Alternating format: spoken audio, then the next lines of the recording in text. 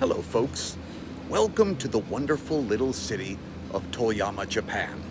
Now I'm only here for another day, then I have to head south, very far south, to the city of Kumamoto, Japan.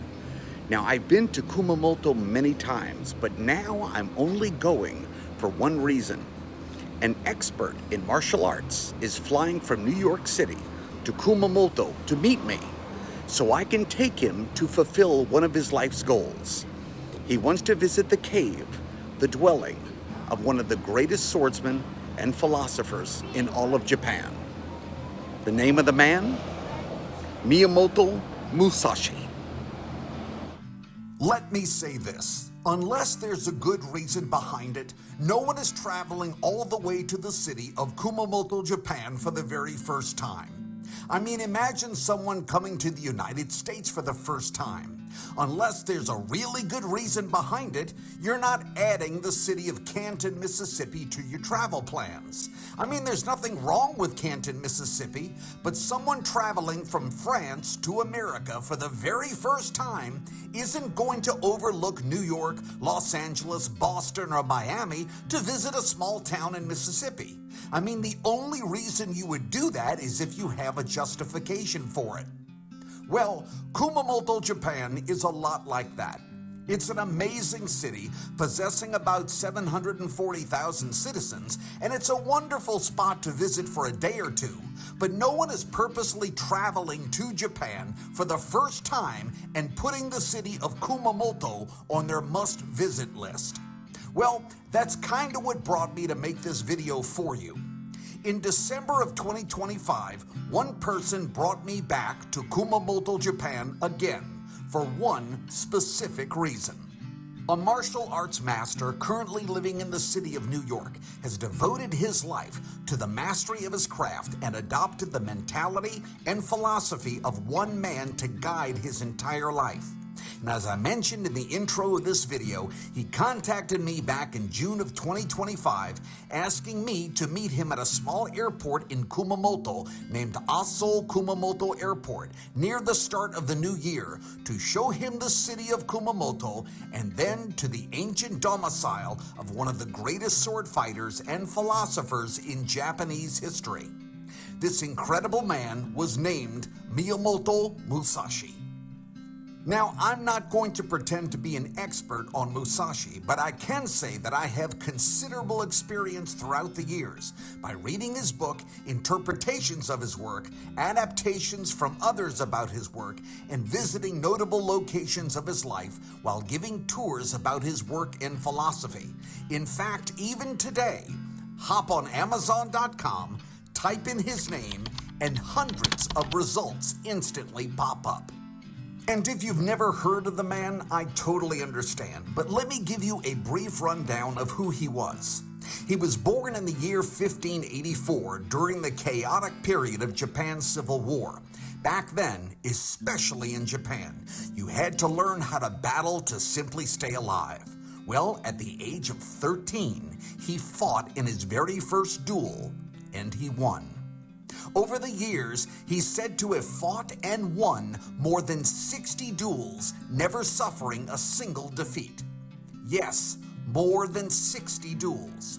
You see, as he passed through different jurisdictions, his reputation was well known, and those who considered themselves skilled in the art of sword fighting would challenge him, and he won every single battle. There are a handful of notable battles and duels that he experienced that are legendary examples of his skill, patience, and genius. Near the end of his life, he lived in a cave that he made his home in the city of Kumamoto. Near the time of his death in 1645, he completed a journal that eventually became a book for others to read. It was named Gorin no Sho, the Book of Five Rings. The Book of Five Rings is Miyamoto Musashi's brief but powerful guide to strategy and mastery, using swordsmanship as a metaphor for life, organized around 5 elements: earth, water, fire, wind, and void. In the book, Musashi teaches discipline, adaptability, timing, and mental clarity, showing that true victory comes from understanding both oneself and your opponent. When Musashi died, this was written. And once Musashi had passed, a notable moment occurred. At the moment of his death, he asked to be raised up. He tightened his belt and fastened his wakizashi, a short sword, to his belt. He raised one knee vertically and held the sword with his left hand and a cane in his right hand. He died in this posture at the age of 62. Now, what made him so very special? Although he was a master sword fighter and undefeated, believe it or not, during certain duels, he would use swords made of wood called a jo and still won. The famous story is that the first time he used a wooden sword was in a very serious duel, and he defeated a man named Sasaki Kojiro. Sasaki Kojiro was famous for using an extra long sword, and on his way to the duel, Musashi carved an extra long wooden sword from an oar on a boat, making it longer than Kojiro's sword. With this extra reach, he was able to kill Kojiro with a single blow to the head, while Kojiro only managed to cut Musashi's headband because his blade could not reach him. Even more amazing, Musashi was a brilliant strategist. He famously used deliberate lateness as a psychological tactic in duels, frustrating opponents like Kojiro, the man I mentioned earlier, and a man named Yoshioka Sejuro by making them wait as he slowly walked to the duel, disrupting their focus even before the fights began. He even purposely overslept, arriving late to the duels. Some people claim this was either a sign of extreme confidence or perhaps a lapse in judgment, but ultimately a strategic win for Musashi by infuriating his opponents, leading him to victory. Also, as a hallmark to his strategy, he fought his opponents using a two-sword fighting style. One sword was used to attack, and one was used to block, while forcing his opponents to deal with two blades, not one. And while numerous scholars and writers have written about his life in collected works, a few famous quotes still resonate from him today. Respect the gods without actually counting on their help.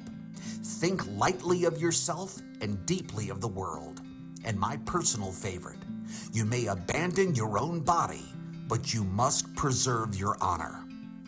If you research this man, you will quickly learn that the scholars of Japanese history and advocates of his writings will admit that Miyamoto Musashi's legacy is not defined by the number of duels he survived or opponents he defeated, but by the discipline and philosophy with which he lived and the amazing way he clarified handling conflicts. His life teaches that true mastery extends beyond the sword into patience, self-knowledge, and unwavering focus. Musashi sought victory not merely over others, but over fear and ego and distraction, leaving behind a philosophy that endures long after the sword has been set aside. For more information on Miyamoto Musashi, as always, we have provided helpful links and information beneath this video. And then as always, there's the Contact Us button. Click on it. You can contact me or my staff directly. For JourneyToJapan.com, in Toyama, Japan, I'm Carl Rosa. Thank you for watching.